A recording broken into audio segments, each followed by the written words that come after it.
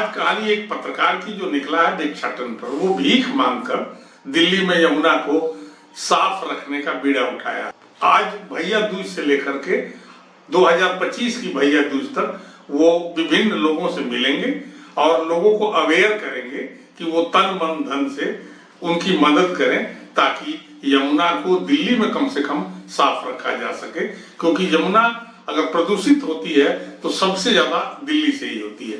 आज उनकी बातें सुनेंगे आप, और मेरी अपेक्षा होगी कि आप लाइक जरूर कर दिया करें, लोगों में शेयर करें, और अगर सब्सक्राइब नहीं किए हैं मेरे चैनल को तो सब्सक्राइब करें।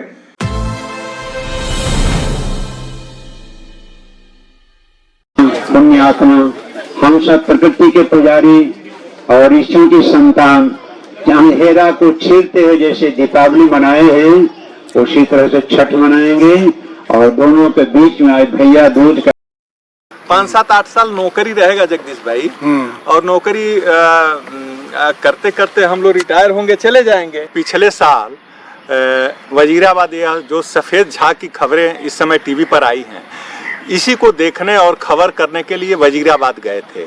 कुछ पत्रकार साथी थे, हम लोग रिपोर्ट करने गए थे। रिपोर्ट आए रास्ते में तो चर्चा करते आए कि आखिर में हम लोग रिपोर्ट तो लिख देंगे, सरकार की भी आलोचना कर देंगे, इससे होगा क्या। फिर चर्चा करते हुए आए कि यार हम लोगों को भी तो कुछ करना चाहिए, हम लोगों की भी जिम्मेदारी है। केवल आलोचनात्मक खबरों पर ज़्यादा फोकस करते हैं, लीड भी देखिए आलोचनात्मक खबर की ही बनती है। तो नौकरी का एक लिमिटेशन है और उसमें रहते हुए हम लोग क्या कर सकते हैं। तो हम लोग ने सोचा जंतर मंतर पर प्रदर्शन नहीं कर सकते हैं, सरकार के खिलाफ नारेबाजी नहीं कर सकते हैं, तो करेंगे क्या।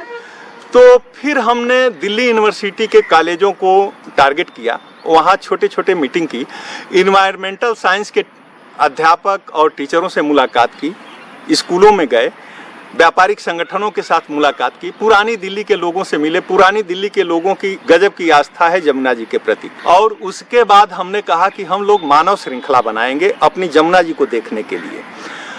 तो मैंने एक ही बार बोल दिया टारगेट कि 1 लाख लोग खड़े होंगे जमुना जी के किनारे, क्योंकि यह दायरा 24 किलोमीटर है वजीराबाद से लेकर कालिंदी कुंज तक। एक औपचारिक पत्र हमने एलजी साहब को दी, वहाँ हमको बुलाया गया और कहा गया कि भाई लॉ एंड ऑर्डर की समस्या पैदा हो जाएगी, 1 लाख लोग आएंगे तो हम कहे कि भाई 1 लाख लोग कोई जंतर मंतर और सड़क पर नहीं आ रहे हैं, यमुना के घाट पे, यमुना के तीरे, यमुना के पथ पर, यमुना के तट पर खड़े होंगे।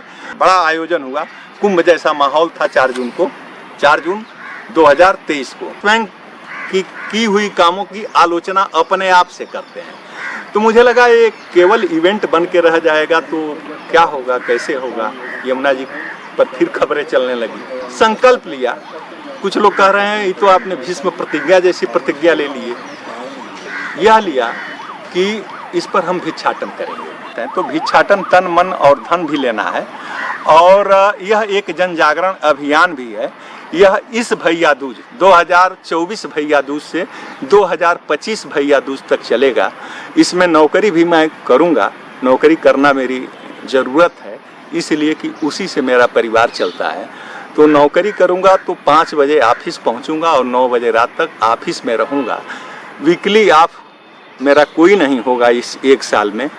गर्मी, जाड़ा, बरसात, छुट्टी, अवकाश कुछ नहीं होगा। मैं रोज़ निकलूंगा। स्कूल के प्रबंधकों से, स्कूल के प्राचार्यों से मेरी बातचीत हो गई है, मैक्सिमम लोगों से। मैं हर दिन एक स्कूल में जाऊंगा और उन बच्चों से बातचीत करूंगा। यह आने वाली पीढ़ी, आने वाली नस्लों का सवाल है, उनके भविष्य का सवाल है, पानी का सवाल है। एक दिन जगदीश भाई घर में पानी सुबह नहीं आता है तो पूरे घर की दिनचर्या बिगड़ जाती है।